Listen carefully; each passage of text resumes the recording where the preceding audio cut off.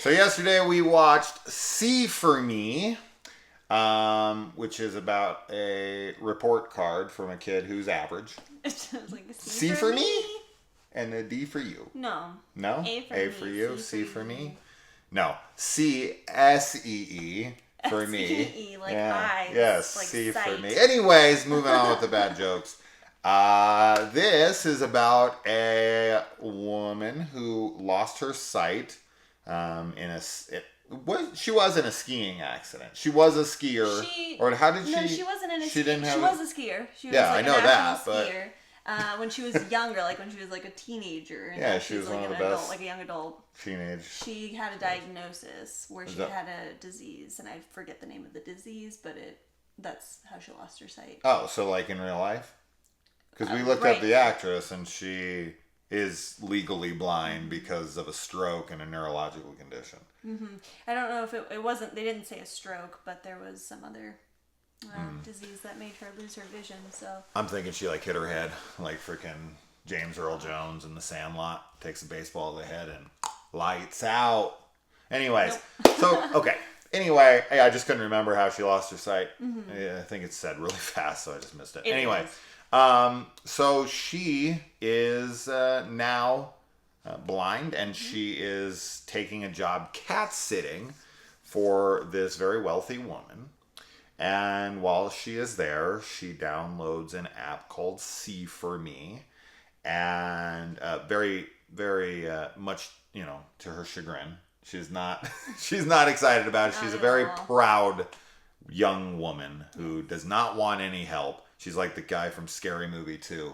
I can do it myself. And he blows himself. And she's not like that. No, she's not like that. She's kind of like that. She doesn't blow herself though, unfortunately. But yeah, so people break into the house. Yeah. And she needs this girl on the site to navigate her around the house and see for her. Yes. See what I see.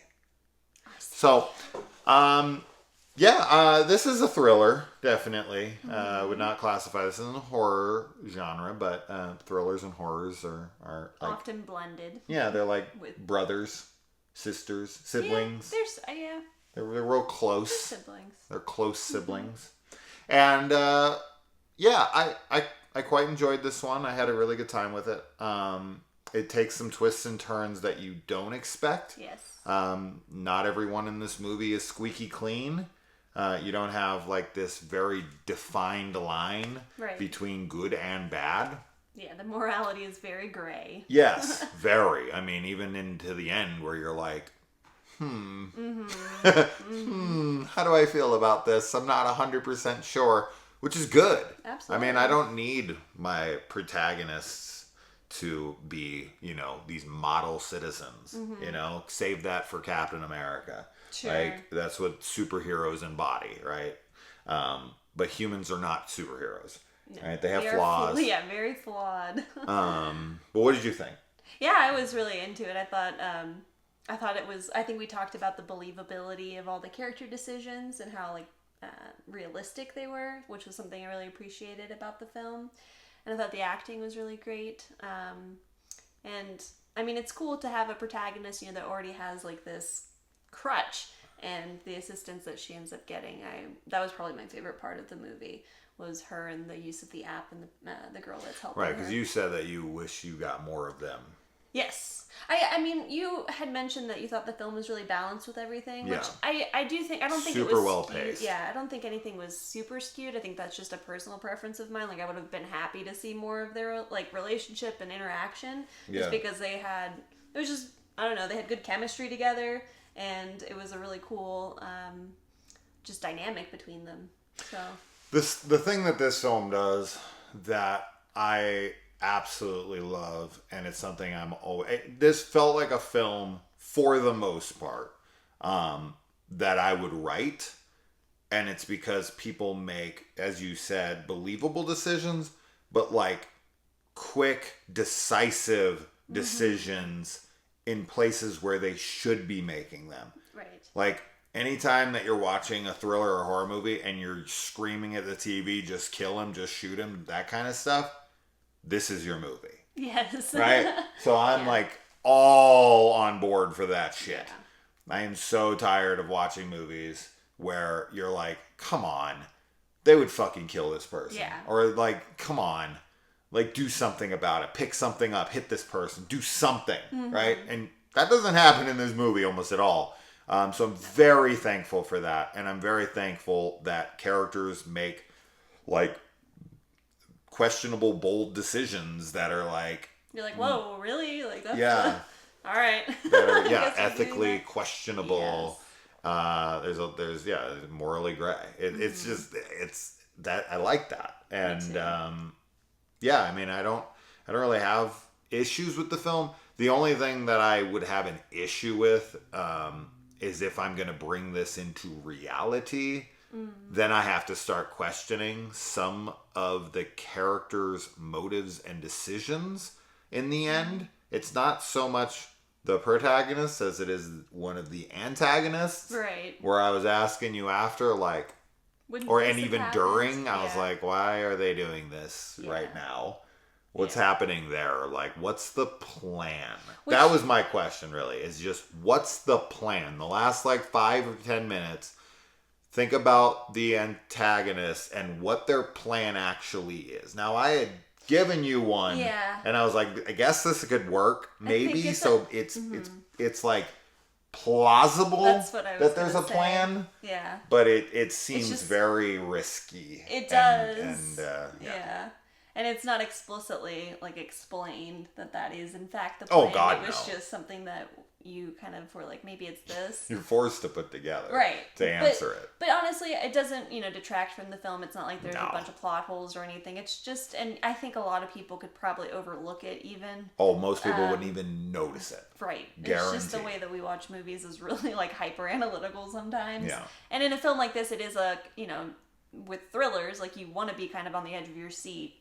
Like, what's the next move? What's the plan? You do want to be having that, You got to toe that line between reality and entertainment. Yeah. Is really what it comes down to. It's like Steven Spielberg talked about when he made Jaws, and they were telling him like, hey, oxygen tanks don't blow up when you shoot them, and he was like, I'll have the audience's attention so much by that point they won't care. Yeah.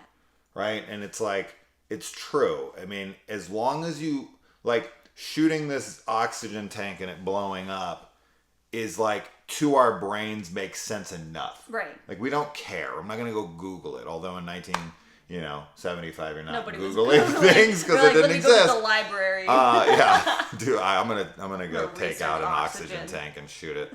But it's the mark of a good, film if you're so invested and enthralled in the movie that you're not noticing those little reality continuity errors where you're like, that actually wouldn't happen. Right. So. Yeah. So Yeah. it's explainable if you want to, because I explained it. Exactly. So it was just a question that's like, and then it's like, Yeah. it could be this, whatever. Yeah. But yeah, decisive, quick thinking and action, very well paced. Things move. There's no repetitiveness to this. Like it gets going. This stuff happens, and I was actually very surprised at the quick departure of certain things and people, and I was like, oh, so they're gone. Okay, I wasn't expecting that. And then the next one, and then you're just like, oh, okay. Okay, yeah. We're moving along, like cool, and we're done with this, and now the movie's over. Wow, super well paced. So this is on Shudder. It's a good thriller. Definitely not getting anywhere near enough attention. It's. I think, and also with movies like this one and Hush, I really like seeing horror films from, that have visually impaired or hearing impaired individuals, because it's like, most people, we take those senses for granted. And that's kind of what I was saying earlier about having a crutch, but it does end up being, she uses it to her advantage in some ways. So it's interesting to see those perspectives in film, because I don't think that they're represented enough. What about the loss of smell? That hasn't been done yet. No, it hasn't, but It has been in The Nice Guys. Ryan Gosling's that's character right. can't smell. That's what ends up getting somebody killed. You're right. Yep. You're right. So, loss of taste. Mm-hmm.